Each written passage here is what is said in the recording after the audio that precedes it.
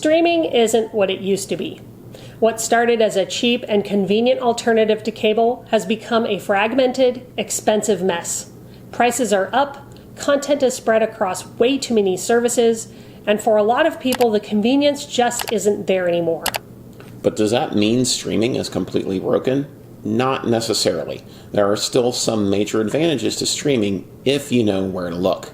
Let's start by talking about the problems. First, let's talk about cost. It's no secret that streaming prices have skyrocketed in the last few years. Just look at YouTube TV. It started at $35 a month in 2017. Now, at time of recording, it costs $82.99. That's an increase of more than 130% since it launched. A trip to the Wayback Machines shows that Hulu with live TV was priced at $39.99 a month in 2017. Today, that price is $82.99 a month. Even on-demand services like Netflix and Max have steadily increased their prices year after year. We've been saying it for some time now. The streaming space has moved from acquiring customers through low prices to turning a profit off the ones they have with ads and higher subscription prices. When you add it all up, paying for all your favorite streaming services can potentially cost more than cable did. And that brings us to problem number 2, fragmentation. Back in the day, cable gave you almost everything in one place. Now, if you want to watch all your favorite shows, you need to subscribe to 5, 6, even 7 different services.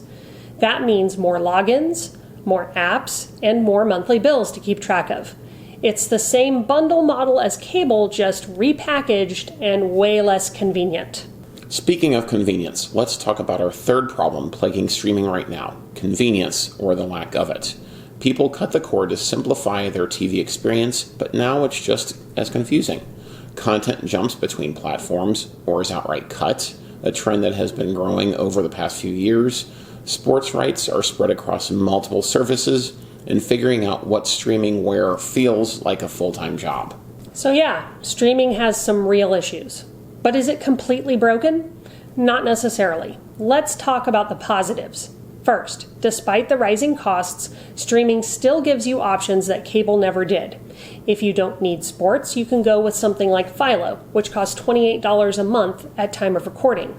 If you do need sports, Sling TV is a cheaper alternative to YouTube TV. Plans start at $46 per month and go up to $61. Then there are channel add-ons you can use to customize your service. The point is, you have options. You aren't forced to pay $83 or more per month for a premium live TV streaming service like YouTube TV or Hulu Live that replicates the cable experience completely. Definitely, and if you really want to save, pairing an antenna with Philo, Sling, or even an on-demand service like Max or Netflix gives you tons of content for a fraction of the price. Another thing that's positive about the streaming space right now are new bundles with a lower price tag that are beginning to appear on the market. These could be a sign that media companies are beginning to find the ceiling for prices.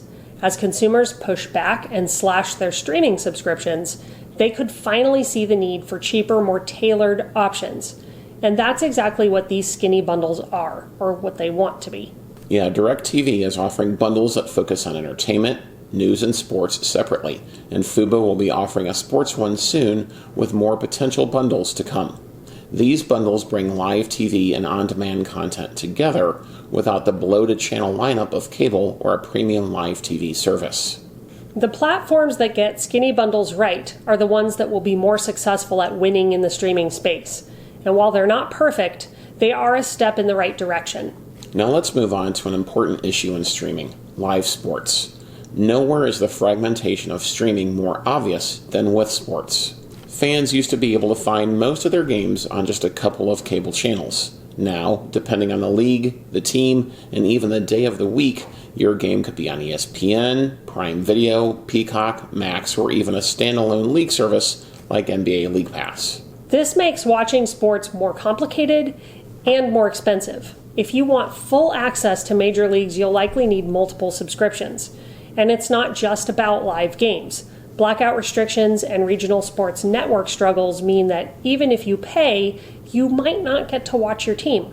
But just like with entertainment content, sports streaming isn't all bad. If you only follow one league, a dedicated service like Sunday Ticket through YouTube, NFL Plus, or MLB TV can be one option. And for budget-conscious sports fans, new offerings like flagship ESPN's yet-to-be-named DTC service could offer a less expensive option than cable or premium live TV services. It's a mess right now, but we are seeing some attempts to fix it. The bottom line, sports streaming is the perfect example of what's broken, but also of the potential fixes.